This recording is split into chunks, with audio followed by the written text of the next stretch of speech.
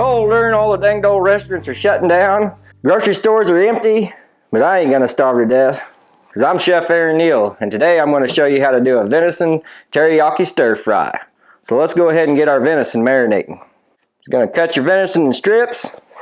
Right here we got some venison loin that Branton had shot. 2-year-old doe, he said. Nice even strips. Cool, right in the trash. Just gonna throw them in the bag to marinate. You could use any part of the deer to do this. We just happen to have this loin handy and decided to use it. But if you wanted to use shoulder meat, rump meat, neck meat, it don't really matter. Today what we're marinating with is some KC Masterpiece. Is a 30-minute marinade. It's honey teriyaki. This stuff tastes really good. This is the first time I've had it, but I did a little finger test before we got started.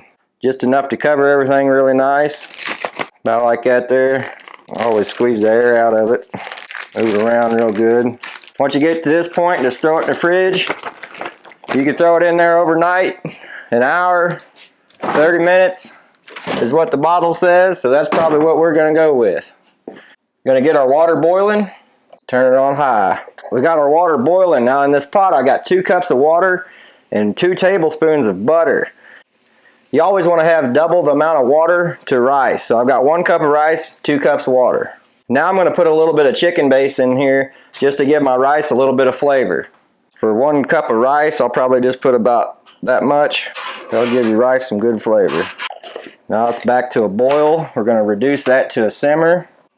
Now that this water is down to a slow simmer, I'm going to go ahead and lid it.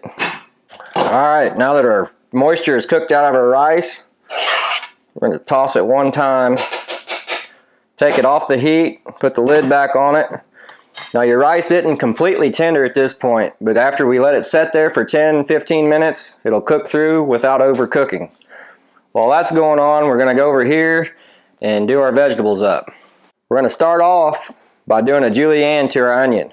Cut both ends, put it down the middle, and you just come in from the side.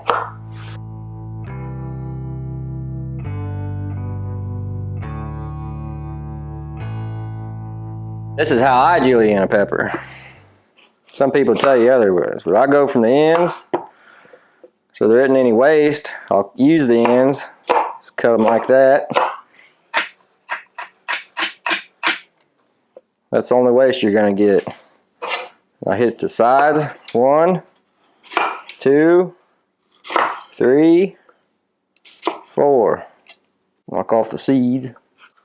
You can stack these or just do them one at a time, it don't matter. I'm going to stack mine in just small strips. There you go.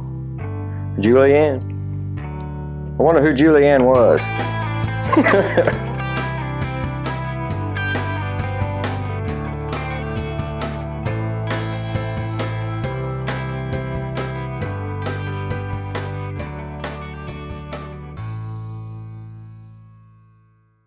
Now I'm going to cut these scallions on a bias, basically for looks, because we're going to garnish with these.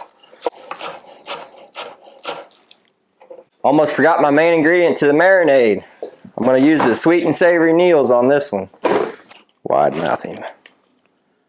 Whew, baby doll. Give that a good mixing. It also helps if you do a little dance when you're doing it. If anything, it makes you look cool. Baby doll. Alright, our venison's been marinating.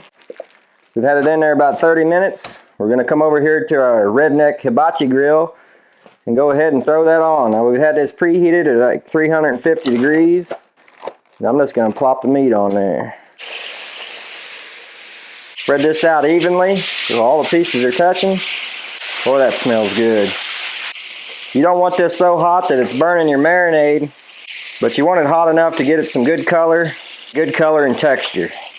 On this side of our redneck hibachi grill, we're going to hit it with just some everyday vegetable oil and go in with our vegetables.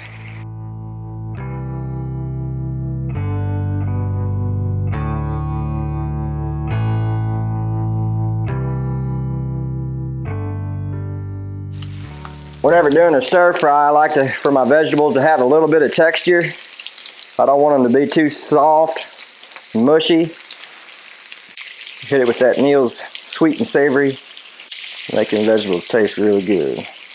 Now that we got everything on here, we lost some heat, so I'm just going to simply turn it up. Don't be afraid to adjust stuff if you need to. Also have some shredded carrots that I'm going to add to this. Going to give it some good flavor and color. I'm going to put some sweet peas in it as well. Why? Brant don't like sweet peas. You're going to have to toughen up a little bit for this one. Hope it's good broccoli in the fridge. Put anything in it you like. If you don't like peas, put something else in it. And don't put anything in it. Put what you like. It doesn't really matter. Cooking's all about your own preferences. You probably heard me say that before. Alright, our meat and our vegetables are about ready to just finish off. I'm going to hit them with a little bit of garlic here. About that much. And a little bit of ginger. I would have normally used fresh ginger, but they were out of it. So I'm just going to put a couple dollops of this in there. Just ginger paste. Pretty potent stuff, so you don't need a whole lot of it. Well, that really set her off. Really smelling good now. Just gonna cook the ginger and the garlic for about 1.5 minutes, 2 minutes. Then a couple minutes, I'm just gonna go ahead and start folding it all in together. Oh, she looks good, doesn't she? Oop, drop the peas. I can tell that venison's tender just by touching it. It's been a couple minutes, I'm gonna start folding it together. Make it burn minutes. This is all done, so the only thing I have to do is to plate it up and throw it down. Woo! Baby doll. Grab your rice, get your nice pile of it. There you go over top. Some of them veggies in there. Gonna garnish with some sesame seed and some of my green scallions. See what she tastes like. Oh, she's hot. She is hot to trot. That's hard to beat right there. It's hot, but it's awful hard to slow down when it tastes so good. Maybe it all. There it is.